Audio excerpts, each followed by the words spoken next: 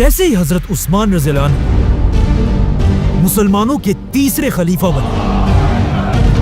مسلمانوں کی آپس میں ایک ایسی بحث شروع ہوئی جس سے پہلی بار پوری مسلمان امت کے ٹوٹنے کا خطرہ تھا، کیونکہ یہ بحث کسی اور بات پر نہیں بلکہ دنیا کی سب سے بڑی کتاب پر تھی، قرآن۔ رسول اللہ صلی اللہ علیہ وسلم کے زمانے میں مسلمان قرآن کو عربی کے 7 بڑے ڈائلیکٹس، 7 بڑے لہجوں میں پڑھتے تھے، لیکن جیسے جیسے مسلمانوں کی خلافت پھیلتی گئی پوری دنیا سے لوگ اسلام کی طرف آنے لگے اور پہلی بار صحابہ سے قرآن سیکھنے لگے۔ لیکن اب مسئلہ یہ تھا، یہ نئے مسلمان صحابہ سے الگ الگ لہجوں میں قرآن سیکھتے تھے، جو پہلے تو کوئی بڑا مسئلہ نہیں تھا، لیکن آہستہ آہستہ کچھ نئے لوگ اپنے لہجے کو صحیح کہنے لگے اور دوسروں کے لہجوں کو غلط، اور حالات اتنے خراب ہوئے کہ کچھ مسلمان قرآن کے ان لہجوں کی وجہ سے ایک دوسرے کو کافر کہنے لگے۔ اسی طرح یہ بحثیں بڑھتی گئی اور تیسرے خلیفہ حضرت عثمان کے دور میں اپنی پیک پر پہنچی۔ حضرت عثمان کے دور میں مسلمانوں نے یہ سارا علاقہ فتح کر لیا تھا اور اب مسلمانوں کی فوج تیزی سے آذربائیجان کی طرف بڑھ رہی تھی۔ لیکن وہیں آذربائیجان میں جب ایک دن مسلمانوں کی فوج نماز کے لیے کھڑی ہوئی، نماز کے فوراً بعد مسلمانوں کی فوج کی آپس میں ایک بہت ہی خطرناک بحث شروع ہوئی، جس میں مسلمان ایک دوسرے کے قرآن پڑھنے کے طریقے کو غلط کہنے لگے اور صرف اپنے لہجے کو اصل قرآن کہنے لگے۔ آخر یہ بحث اتنی بڑھ گئی کہ ایسا لگنے لگا کہ اب مسلمان پہلی بار ایک دوسرے کے خلاف ہی تلواریں نکالیں گے۔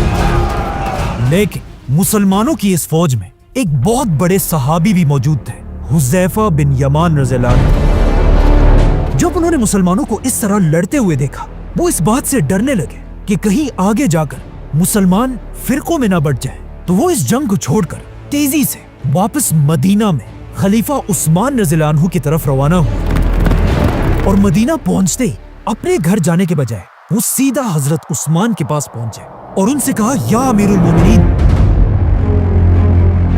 اس سے پہلے کہ مسلمان بھی یہودیوں اور کرسچنز کی طرح ڈیوائیڈ ہو جائیں، آپ اس امت کو ٹوٹنے سے بچا لیں۔ لیکن یہ کوئی پہلی دفعہ نہیں تھا کہ آسمانی کتابوں پر بحث ہوئی ہو، اس سے پہلے بھی ایسا ہو چکا تھا۔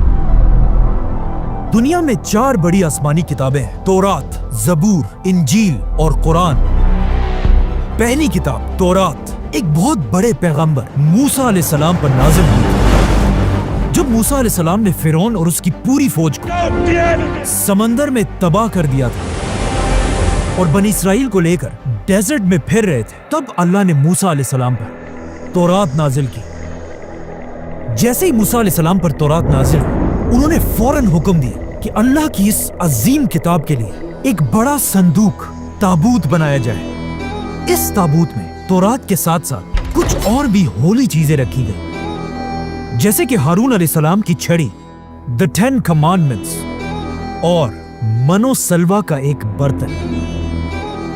یہ تابوت بنی اسرائیل کے لیے اتنا ہولی تھا کہ وہ اس کی اپنی جان سے بھی زیادہ حفاظت کرتے تھے۔ اور آخر فلسطین کو فتح کرنے کے بعد بنی اسرائیل نے یہ تابوت اپنے سب سے بڑے ٹیمپل میں رکھا، اور اگلے 300 سال تک یہ تابوت اور تورات وہی پڑے رہے۔ لیکن آخر 300 سال بعد بنی اسرائیل کے فلسطین پر ایک بہت بڑے قوم نے حملہ کیا، جن کا سب سے بڑا واریر تھا جالوت۔ جالوت اور اس کی فوج بنی اسرائیل کو تیزی سے کرش کرتی گئی، اور فلسطین تیزی سے بنی اسرائیل کے ہاتھ سے نکلنے لگا، اور حالات اتنے خراب ہوئے کہ بنی اسرائیل کے علماء نے فیصلہ کیا کہ آج کے بعد ہر جنگ میں ہم یہ تابوت اپنی فوج کے سامنے رکھیں گے، تاکہ اس تابوت کی برکت سے ہم جنگ جیت جائیں۔ لیکن ایسا نہیں ہوا۔ جالوت کی فوج نے سب سے پہلا حملہ اسی تابوت پر کیا، اور موسیٰ علیہ السلام کے اس تابوت کو چھین کر اپنے ساتھ لے گئے، جس کے اندر اب تک دنیا کی پہلی اصلی تورات پڑی ہوئی تھی۔ آخر بنی اسرائیل کا ایک بہت بڑا بادشاہ ہے، داؤد علیہ السلام، جنہوں نے جالوت اور اس کی فوج پر حملہ کیا اور انہیں ختم کر دیا، اور موسیٰ علیہ السلام کے صندوق کو دوبارہ اس کی اصل جگہ پر رکھا۔ لیکن یہاں ایک بہت بڑا مسئلہ یہ تھا جب اس صندوق کو کھولا گیا اس کے اندر موسیٰ علیہ السلام کی تورات تھی نہیں، مطلب پہلی بار دنیا سے اوریجنل تورات غائب ہو چکی تھی۔ اسی لیے داؤد علیہ السلام پر دوسری آسمانی کتاب نازل ہوئی، زبور، جس کے بعد آنے والے پروفٹس نے تورات کو دوبارہ لکھا اور تورات اور زبور کو ایک ساتھ ایک ہی جگہ سیف رکھ دیا۔ لیکن داؤد علیہ السلام کے 400 سال بعد ایک بار پھر فلسطین پر حملہ کیا گیا۔ بیبیلون کے بہت بڑے بادشاہ بخت نصر، اس نے اتنا خطرناک حملہ کیا کہ لاکھوں یہودیوں کو مار ڈالا، یہودیوں کے ٹیمپل کو گرا دیا، اور بخت نصر نے اپنی فوج کو حکم دیا کہ جاؤ اور دنیا کی ہر تورات کو جمع کر کے ان سب کو آگ لگا دو۔ اور اس طرح ایک بار پھر تورات اور زبور دنیا سے غائب ہو گئی، جس کے بعد اگلے 100 سال تک دنیا میں کوئی بھی تورات اور زبور نہیں تھی۔ آخر 100 سال بعد ایک یہودی نے دوبارہ تورات لکھی، لیکن کچھ عرصے بعد پھر ایک بادشاہ نے حملہ کیا اور تیسری بار دنیا کی ساری تورات کو جلا دیا گیا، جس کے بعد یہودیوں نے بیٹھ کر پھر دوبارہ تورات لکھی۔ اسی طرح آج دنیا میں جو تورات ہے، دا ہیبرو بائبل، وہ موسیٰ علیہ السلام کی اوریجنل کتاب نہیں بلکہ دنیا سے 3-4 بار غائب ہونے کے بعد دوبارہ لکھی گئی ہے۔ اسی لیے آج دنیا میں کوئی بھی یہودیوں کی اس کتاب کو موسیٰ علیہ السلام کی اصل کتاب نہیں مانتا، ایون یہودی بھی The نہیں۔ Bible is literally not true. اب تورات کے بار بار غائب ہونے اور جلا دیے جانے کی وجہ سے تورات اتنی بگڑ چکی تھی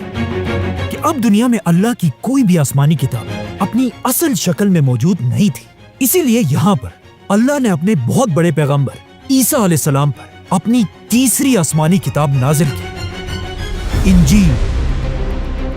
لیکن انجیل کو بھی بالکل قرآن کی طرح پہلے دنوں میں ایک کتاب کی شکل میں نہیں لکھا گیا، اور عیسیٰ علیہ السلام کے دنیا سے جانے کے بعد ان کے فالوورز زبانی ایک دوسرے کو انجیل سکھانے لگے،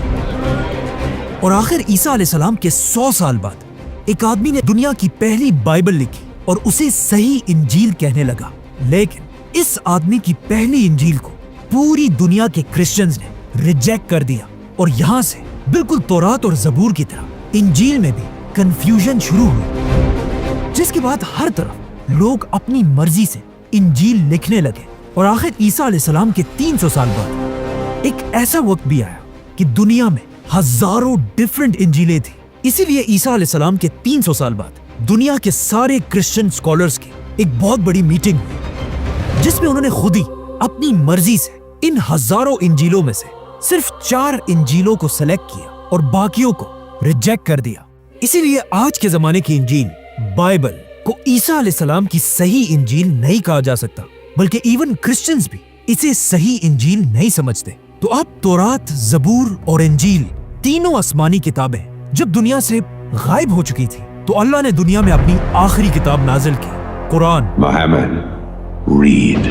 لیکن بالکل تورات، زبور اور انجیل کی طرح جب مسلمان حضرت عثمان کے دور میں قرآن پر بھی بحث کرنے لگے، اسی وقت حذیفہ بن یمان رضی اللہ عنہ خلیفہ عثمان کے پاس پہنچے اور ان سے کہا، یا امیر المومنین، اس سے پہلے کہ مسلمان بھی بالکل یہودیوں اور کرسچنز کی طرح اللہ کی کتاب پر اختلاف میں پڑ جائے، آپ اس امت کو بچا لیں۔ لیکن خلیفہ عثمان رضی اللہ عنہ کو اس مسئلے کا پہلے سے ہی پتا تھا، کیونکہ اس سے کچھ ہی دن پہلے ایک دن مدینہ میں 2 بچے ایک دوسرے کو قرآن سنا رہے تھے۔ ان دونوں بچوں کا قرآن تھا تو ایک ہی، لیکن ان کے قرآن کا لہجہ ایک دوسرے سے ڈیفرنٹ تھا، جس کی وجہ سے یہ دونوں بچے آپس میں لڑنے لگے۔ جب ان کے ٹیچرز کو اس کا پتا چلا، ان بچوں کے ٹیچرز بھی قرآن کے لہجوں پر لڑنے لگے۔ آہستہ آہستہ یہ لڑائی اتنی پھیل گئی کہ یہ مسئلہ سیدھا خلیفہ عثمان تک پہنچا۔ تو اب جب مدینہ سے لے کر خلافت کے بارڈرز تک لوگ قرآن کے لہجوں پر بحث کرنے لگے تھے،